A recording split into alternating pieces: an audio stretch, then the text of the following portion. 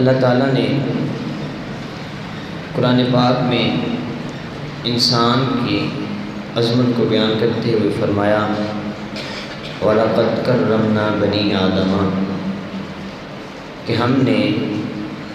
انسان کو بہترین ساخت والا پیدا فرمایا ہے، بہترین ساخت والا بنایا ہے۔ اللہ تعالیٰ نے انسان کو احسن تکوین اور اشرف المخلوقات کا شرف بخشا، اس کے سر پر عزت و تکریم کا تاج سجایا اور بے شمار نعمتوں سے انسان کو رب تعالیٰ نے نوازا۔ کسی کو تخت و تاج مل گیا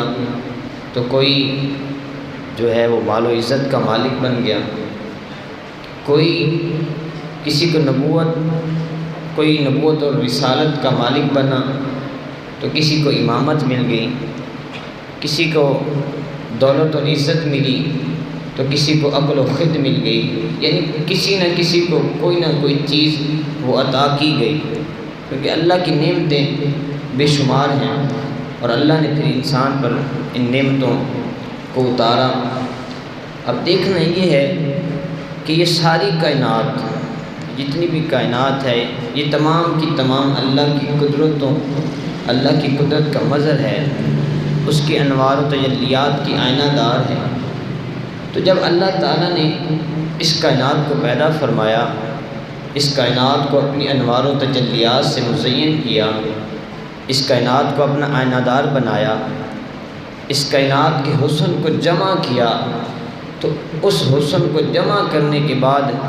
پھر جو ساری کائنات کا حسن تھا، پھر جو ساری کائنات کی آئینہ دار ذات تھی، پھر رب تعالیٰ نے وہ پیدا فرمائی اور اس کا نام محمد رسول اللہ رکھا صلی اللہ علیہ وآلہ وسلم۔ یعنی رب، اور دیکھیے یہ جو لفظ محمد ہے،